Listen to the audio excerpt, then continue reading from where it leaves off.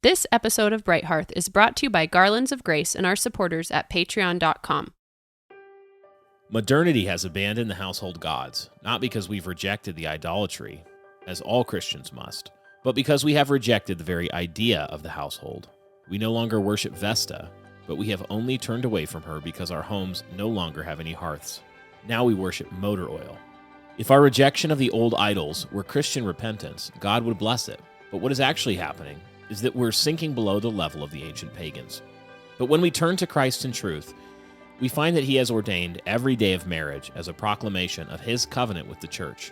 A man who embraces what is expected of him will find a good wife and a welcoming hearth. He who loves his wife loves himself. Excerpt from Angels in the Architecture, a Protestant Vision for Middle Earth by Pastor Douglas Wilson. Welcome back to Bright Hearth, everybody. Lexy and Brian are here wrapping up season 2 together, as usual. Hello. Yes, hello. How are you, babe? I'm going to try not to cough. Yeah, we've had what we can only describe as the strangest disease ever cross our threshold. I think it's COVID. I'm pretty sure. It's got to be COVID. There are issues with the toes.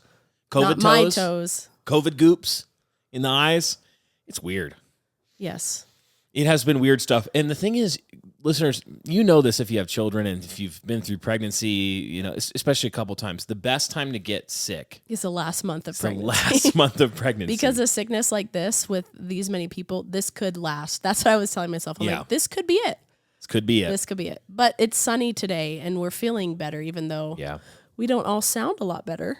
Yeah, it's the kind of thing where as a pregnant American in the third trimester, you only have one lung basically capacity anyway because of the baby taking up the other lung space. So this is anatomically correct, by the way. The baby actually displaces a whole lung. And then you give that lung COVID or whatever, and it's like a party. It's like a party. Yep. Well, we are wrapping up this season 2 of Bright Hearth. We've been looking at marriage as the heart of the productive Christian household. And before we leave you for this season, we really wanted to do two things. Number one, we wanted to give you a quick summary timeline, sort of logistical footprint of where we're going from here, when to expect season 3, that kind of thing. And then also to just sort of leave you with our best marriage advice principles from season 2 here of Bright Hearth. And so first, let me kind of give you an update on where we're going from here.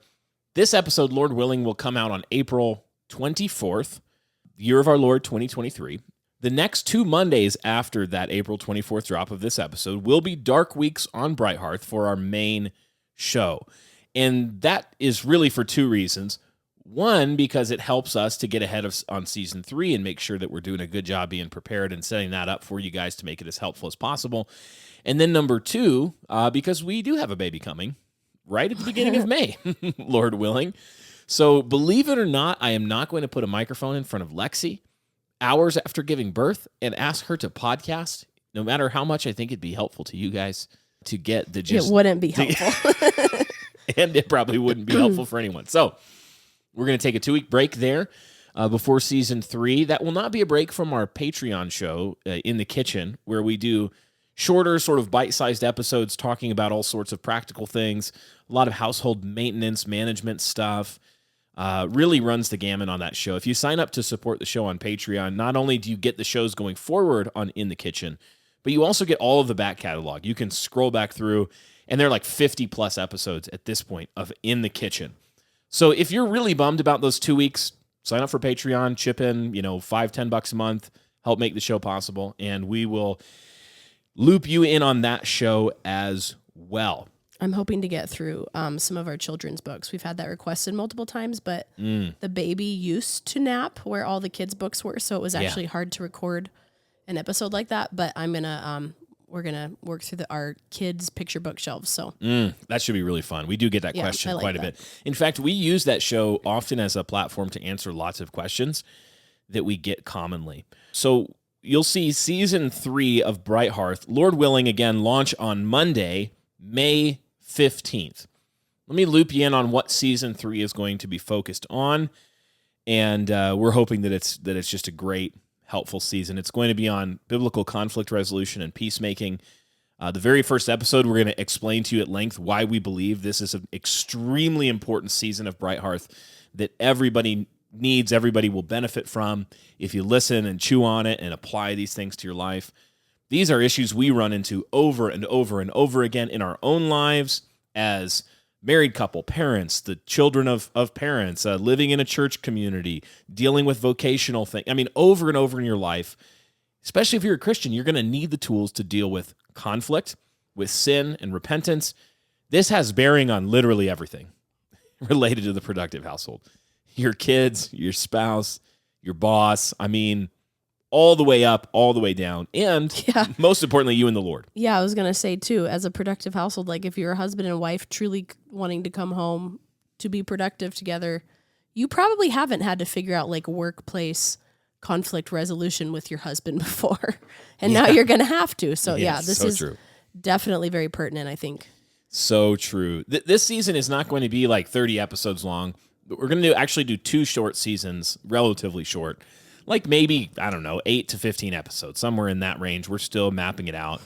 But it'll be on biblical conflict resolution. And then actually, I'm going to tell you what season 4 is going to be about because it actually has bearing. Is this the first time I'm hearing about season 4?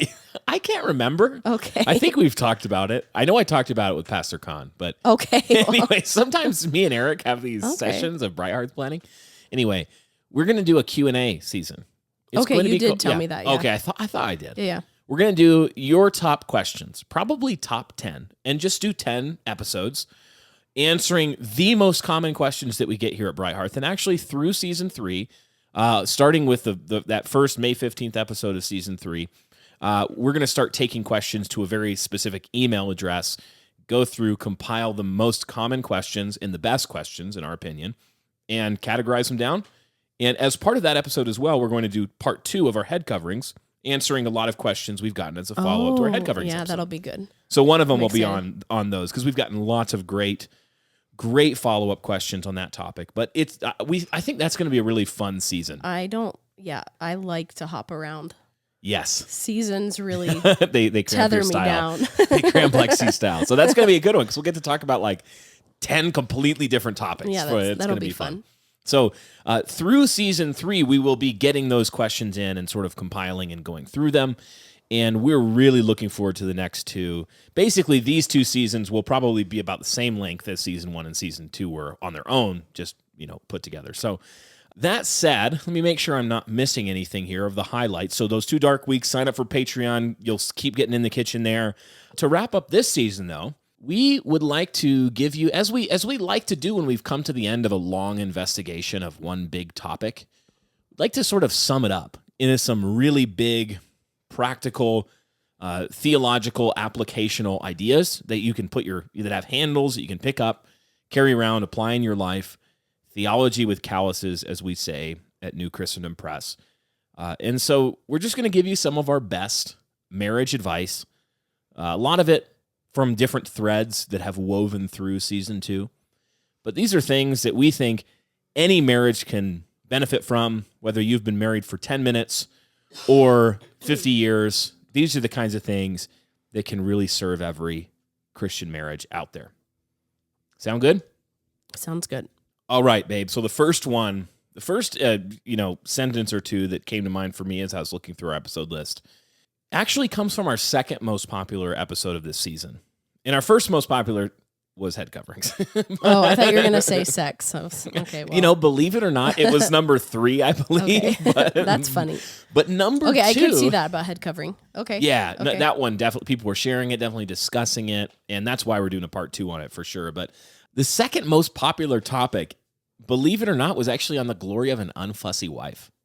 Interesting. Okay. Isn't that funny? The glory of, I don't know if husbands were kept sharing it. They're like, hey, Bright Hearth says. Or ladies trying to be nice to their friends and say, hey, you should listen to this episode Great so I don't outright offend you. Yes, so true. Well, that's our function, listeners. We like to say all the things that you wish you could say to your friends. Yeah. So that you can just share the episode with them instead and be like, I haven't listened yet, but this looks really good. Anyway, so one of the best pieces of marriage advice that I think, and this is for men and women, I know that was about fussy wives, but is basically just this idea that every single one of us needs to work on being harder to offend. Yeah. Simply put, whether it's parenting, interpersonal, friendship in church, vocational, if you're in ministry, if you're not in ministry. I mean, just simply stop being so dang easy to knock over and offend. And the way you do that is by being lower maintenance about pretty much everything. Yeah. I was just talking to Daphne and Cyril about that because we were reading Sir Bat-a-Lot. And I was asking, Danky Dragon. Yeah, I was asking them if we wanted to have a heart that's easy or hard to please. And so, and most parents don't parent anymore. So I can easily see why an entire generation has grown up without just this basic understanding of reality that your life will be better if you're low maintenance. So true. Yes. And it's so easy not to be, because this is part of our sin, is it makes us into gods. Like we want to be little gods. And we just think we have this, I know I say this all the time, but the line of thinking is like, I'm a god. Gods are worshipped. Why is this person not worshiping me? And instead they're offending me. Okay, so that's what I was going to say is in the context of marriage as a wife, what this means is you don't have to open your mouth. Yeah. Like for every thought you have, maybe share one. Maybe. Yeah. That's it. Yeah. So I just want to leave with really practical, because sometimes it's like, oh, okay, well, I'll be lower maintenance about my preferences. And it's like, no, about everything. Don't be easy to offend. Don't be bossed around by your emotions. Don't be bossed around by your friends and their worldviews and all that stuff. So yes, unfussy wives are glory. When a husband just knows that he's going to come home, and the normal situation he's going to come home to at the end of the day is a wife who is cheerful, and she's not bugged about some text message that he didn't answer during the day, or that he didn't remember to take the trash out in that morning, that she's stable too. I think that's another one, is like that he can know it might be a little chaotic. We have a bunch of kids, but dinner will be on the table. Yep. I will have clean clothes in the morning. I'm not going to have to coach her through this 5 out of 7 nights a week. Yeah, he can trust her. Yes, he can with trust her duties. That's right. Yep. Husbands on the same kind of husbands who are sturdy, who are not. So if your wife does have a bad day, or she is, she failed her test that day and she fussed, or she was, annoyed and didn't handle it with grace, but just got in a flash. And if he is immediately knocked over every time that happens, and can't be trusted, that members of the family, his wife, his kids, can run into him, and he's not just going to be knocked over. He's not, all his bricks are going to collapse. There's going to be rubble everywhere, and he's going to be in a bad mood for like husbands who are a wall, as we've said, are a glory, who have that self-control. So first, like, biggest marriage tip, this is something all of us are working on, probably till the day we die, honestly. Some of us are more naturally inclined towards being easy to please, and some of us are more higher maintenance naturally, but it's not an excuse either way. We are called by the Lord to lay down our preferences, to lay down our lives even for one another, and that does require that we are hard to offend.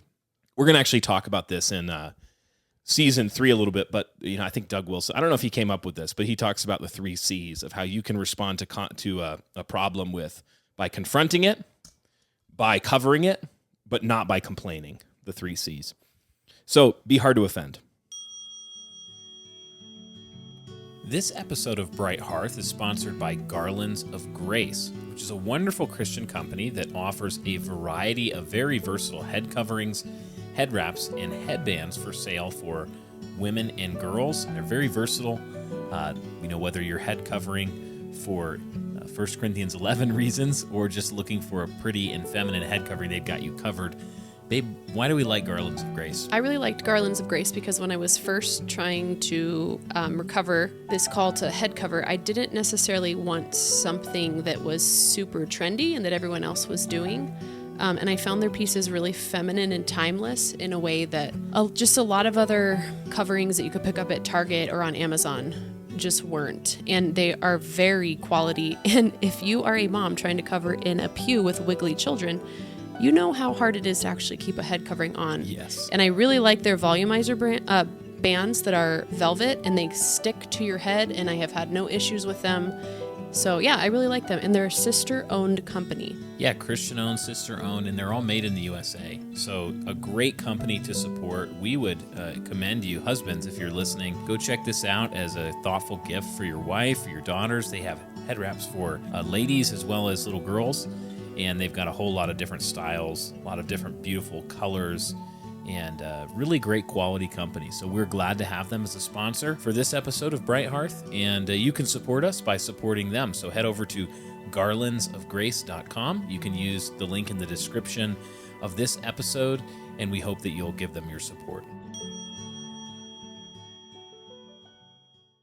The next one that came to mind for me again as I'm going through this, that just is like an evergreen principle, best marriage advice I could ever give, whether it's to newlyweds or people who've been married for 50 years, is simply to outdo one another in showing honor.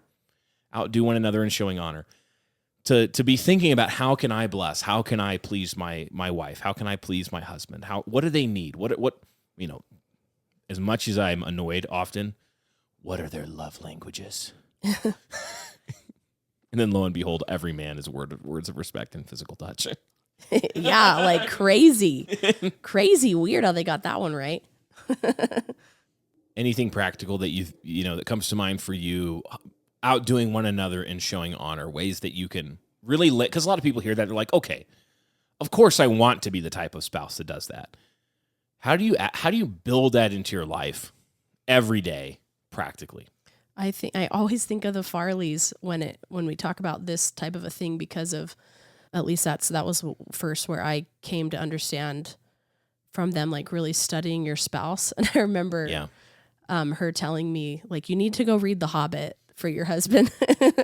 Oh man, I think she was talking about funny. how she was learning about whiskey or something. And so obviously there's respect, like learning how they receive respect and stuff like that, but also just like knowing your spouse, knowing what they like, being interested in what they like, being an interesting person to talk to also, I think, is a good way to honor, which is weird to think about, but it really does matter, like whether or not your spouse is receiving like intellectual satisfaction in your relationship even, or is he going to other men? Is that why he wants to spend more time with other men? Because all you want to talk about is the mall. Like, does that make sense?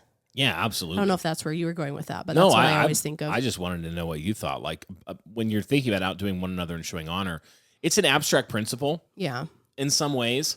And so you have to like give it handles and land it in your life. So it's like, I think it can also be as simple though as, I think I heard like Paige and Todd say this once about how, like the first shall be last. So you want to be the first shall be last and the last shall be first. So you want to be the first to serve. And that little phrase has kind of always stuck with me of like, well, that means if, I'm just thinking about like this week, if a child needs you in the middle of the night, are you practicing being the first or the last? Are you getting up to serve immediately? Or are you kind of like, hey, get out of bed, honey, get out of bed. I was up last night. Like that's not actually showing honor. You're still just trying to put yourself first. And I think that's important because in a productive household, there are so many needs of people and just things that need to be done that it's kind of like what we were talking about with the boys earlier. If you're grumbling, well, at least I was, I guess, like you can't, if you grumble about every single job, you won't have a job. Like you'll get fired from your job. Yes. So the same sort of thing in marriage, like you're just going to be a really sucky spouse if your husband or wife has to like harangue you into doing anything with a cheerful attitude. I think one of the best ways you can honor your spouse is just being a cheerful person.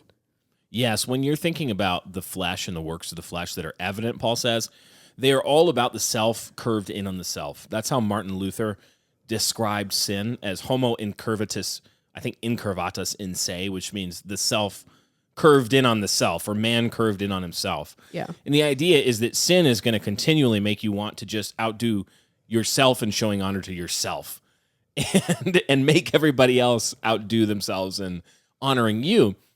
When Christian love, and if marriage is at its heart, like one of the most potent expressions of Christian love out there, then it's especially going to be important in marriage, is that Christian love is the self curved outward onto another self. It's the self curved upward to God. It's the self curved outward to others. It's laying down your life. It's thinking practically. Again, you said studying your spouse. Yeah. What makes my spouse feel honored? I better know that. Like, I'd better figure that out. Yeah, and pretty much everybody is served, like I already said, by a cheerful attitude. Yes. Cheerful person. Yes, absolutely. So outdo one another in showing honor. That's just a direct quote from Paul in Romans, but it's one of the most important marriage principles that I think every one of us needs to internalize and consider often and sort of inventory, how am I doing at that? Another piece of marriage advice that, again, this is perennially comes up in questions that we get. They're related to the marriage bed and sex. And I'd kind of sum up a lot of our biblical counsel surrounding the Christian marriage bed, really with the idea that it's outdoing one another and showing honor applied to the marriage bed. But you could put it like, make sure that you're cultivating a joy and a desire for your spouse, that you're cultivating a love for the sexual relationship with your spouse, where you're actually thinking about this and thinking like, how can I cultivate my desires and channel my desires? And really, a lot of times we think about sex only in terms of sexual sin, like how can I sort of stamp my desires? But in Christian marriage, we're actually trying to, in a sense, inflame our desire for our spouse in a holy love for our spouse. And so I think that's for men and women is to love the marriage bed with your spouse and cultivate that. Yeah, I like what you said, that a lot of times we're kind of just trying to run around putting out sexual sin fires. Yeah. While like ignoring this one big, huge bonfire over here that we should be stoking. Yeah, exactly. And on the other hand, that requires us, and this is the second half of this piece of advice, is that you must hate sexual sin. Yeah. Like you must be cultivating a hatred for sexual sin and cultivating the correct love. Christian sanctification is about ordering our loves properly so that we don't love sin and hate righteousness, but we love righteousness and we hate sin. I love this quote from Reforming Marriage. Doug's got a lot of airtime in this episode. It's because he's got a lot of good stuff to say about marriage. He says, Christian men ought not refrain from the sexual pollutions that surround us because they object to lovemaking.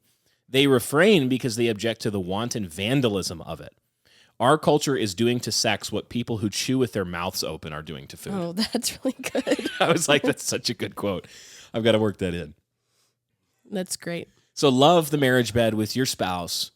Outdo one another in showing honor. How can I be the sole source of sexual satisfaction for my spouse and my spouse alone? And hate sexual sin. Put it to death.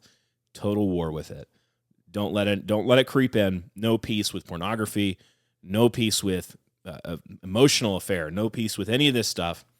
We hate sin. We love righteousness. Another sentence that I think is really helpful that we talked about early in the season and we've brought up several times is that in marriage, you have to understand that your marriage and your household actually needs a mission. That you have to come together and make sure that you're pointing your household, in the big picture way at what God has said households are for, to demonstrate the gospel, to provide godly offspring, see the Westminster Confession, we could say. But not only those big picture ways, but down to the practical. How am I skilled? How has the Lord made me? What time are we in? What vocation do I have? How many children do I have? What kind of church family are we in? And how can our marriage be pointed at this mission that's bigger than just the marriage itself? So that the man isn't making his wife the mission, and the wife isn't making her husband the mission, but that he is leading the family and pursuing a clear, distinct household vision, and that she is, with all her might, helping him in seeing that mission through. Yeah, I think this is really important because as you start to see older people who have never had this mission, it's sad, but you see how wasteful their time, their resources, yes, their money, like there's so much waste involved at the end of a person's life when there has been no mission. Yes, that's actually such a good point. That's really sad. It starts to come into clarity that you're like, wow, you don't actually know what your house is for this whole time. Yeah. Like sometimes they make it like, oh, it's about building the retirement account so we can retire. Mm-hmm. Well, then your whole goal is just for the last 10 or 20 years of your life to have a certain financial shape. Yeah. That's not a mission. Yeah. I think too, if you see like women that are driven by their fears and husbands that are driven by the wives, like making the wives the mission, you kind of see the mission change a lot. Mm-hmm. Which a change in mission is also a lack of mission because there's a lack of faithfulness to anything. So yeah, it's very sobering for sure. It is. So we need to be thinking practically like, what is my marriage for? What is my household for? How do my kids fit into this? As I get older, how does this mission going to see them through to Christian fruitfulness in their adult lives. Yeah, and I think this isn't complicated. Like, you can add a lot of those other questions that you asked, like what kind of church. Yeah. Forget what else you said. That's but okay. like the basics are, if you're married, what do you want the end of your marriage to look like? Yep. What do you want your kids to look like? What do you want your walk to Christ with Christ to look like? Start there. And then all of those other things will make themselves more obvious. Yep. So this isn't like you get to go create your mission. In some ways you do. Your husband's vocation as a wife. A husband can, jump around from vocation to vocation with wisdom. Your vocation can change without your whole mission changing. Correct. That's what I wanted to say was, so then, because it's the Lord that is giving you your mission. So you don't have to go create it. So figure out in his word, what is your mission, and start there. Yes. Related to this as well, I would say that it's important to remember one of the principles we talked about in this season, which is to be sure that you do what only you can do. Because there are things in your household and in your mission that if you neglect them, it's not like somebody else can effectively do them. So when you have a mission established and you're thinking now, and actually this is one of the things that only you can do, man. It's like setting a mission for your household. You're called to do this. You're called to lead your family. And so once you do that, though, there are going to be aspects where it's like, well, my kids are not going to end up, on the last day of my marriage, it's not going to look like what I want to aim at if I don't do certain things. Yeah, that's true. Same as a wife. Yeah. Again, back to one of the other things we said about the marriage bed. For example, one aspect of your mission should be lifelong faithfulness to your spouse, your marriage covenant. That on the last day, you want your marriage to have done what God said that it was for. In our cold open, we referenced this a little bit, that every day of marriage is supposed to be a proclamation of the covenant of God with his church. And there's faithfulness. There's a tenacious, unbreakable faithfulness at the heart of that covenant of Christ with his church, his bride. So practically, if there are things, if that's what I'm aiming for with my marriage on the last day, there are things that I need to do as a husband that only I can do in terms of my sexual fidelity to my wife. Yeah. Things that only she can do. I think it's important too to note that a lot of the seasons that will make up a faithful covenant long-term are long, boring seasons. Yes. With very little excitement in lots of different ways.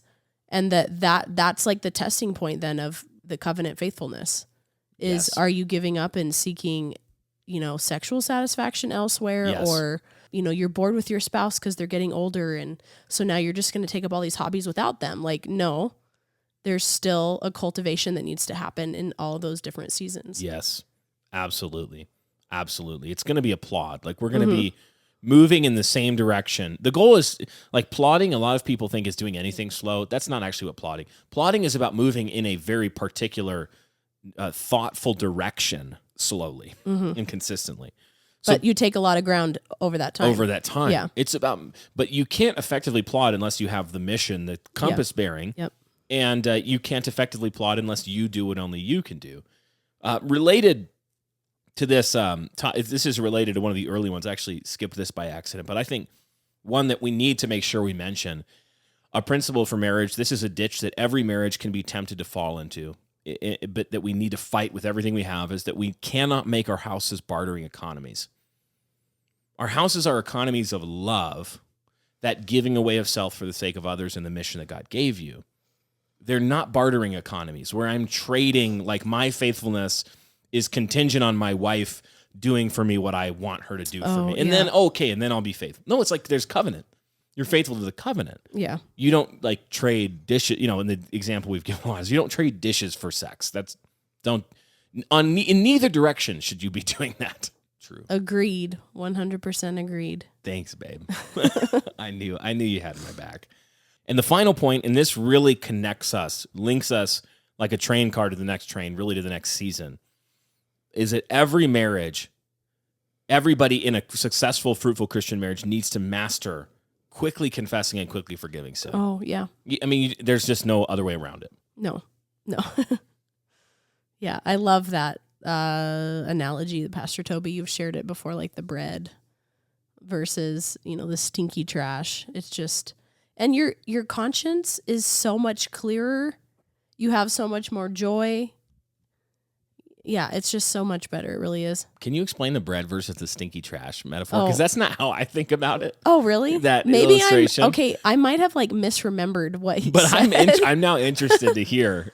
I think I know what you mean, but I just want to make sure that we're all following. Well, I think he said, like, imagine a house where somebody's baking bread and you have two different types of family. One that's like picking up all the trash and dirty dishes, cleaning up after themselves so you can smell the bread baking, versus the family that is just like leaving everything a mess and you just smell the trash over the bread. Am I misremembering this? I don't remember the bread being involved in this metaphor. Oh my gosh. Okay. No, Really? but hey, no, not at all. But I like it. I think of it as the hoarder house illustration, where it's the one house where What they did pick he up. actually say? He probably said what you said. I just don't remember it. Okay, because well- I've reused this in sermons several times because it's such a good analogy. Yeah, It's it like is good. that's what repenting of sin is, and Yeah. confessing and forgiving.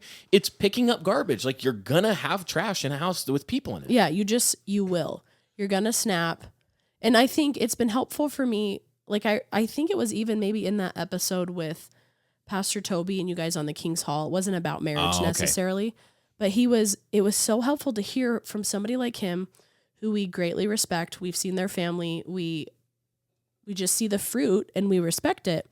That he was still saying, like, Jesus came for sinners. Don't forget that. Yeah, don't forget that. So don't forget, Brian and Lexy still have to confess sin. All the time. And this is not in like I don't like the whole, well, you got to be authentic, air your dirty laundry. That's not what I'm trying to do. If you're dealing with sin, you shouldn't have a lot of dirty laundry to air. That's the whole point of what we're saying. But it is still a reality that we snap at our kids and have to ask for forgiveness, that we're impatient with one another. And I'm a disrespectful wife sometimes, and you are perfect all the time. No, that's not absolutely not true. Brian is very rarely a turd butt. That is, but I am. Probably not since 1992, though. 92, I was only one. Actually, I've seen home videos. You've been a turd since then, but Totally. not in our marriage. Anyways, You're sweet. so it's just a helpful reality to not like panic of like, oh man, I feel so bad that I had to repent like 5 times today to my kids. It's like, Yeah. well, wouldn't you rather that than the stinky garbage everywhere that everybody obviously sees flowing out of the trash can? They know it's there. Yeah, everyone knows it's there, including your friends. Pick it up. So just deal with it. It's like there's 2 ways to have a clean house. Yeah. You can never make a mess. So if you're going to do that, you're going to have to say no people are allowed in. That's true. Like legalism. And No when people, yeah. we'll have a clean house in glory because we won't sin anymore. Yeah. I'm not saying that that's actually a bad way. That's wonderful. When we're glorified, there will be no more messy houses because we'll all. But the other way is to pick up your trash. That's confession. That's forgiveness. That's repentance. That's the topic of season 2, basically. I feel like this as went well. on a weird rabbit trail. It really did. But I like the bread baking edition. I think that really, Maybe brings it was a it home. domestic element I added. I don't know. I bet if you rolled the tape back, Toby actually did say that. And I just don't remember that aspect of the illustration. So everybody, thank you so much for listening in on season 2 of Bright Hearth. We hope it's been helpful to you. We look forward to picking up with you on May 15th, 2023 for season 3, where we'll be dealing with biblical conflict resolution, peacemaking. And until then, you can join us on patreon.com/brighthearth, where we will be sharing in the kitchen episodes just for our patrons and supporters. You can also get a sweet Feed the Patriarchy mug with most of the tiers as well if you sign up today. But until then, the Lord be with you and bless you, cause his face to shine upon you and your households, and we'll see you next time on Bright Hearth.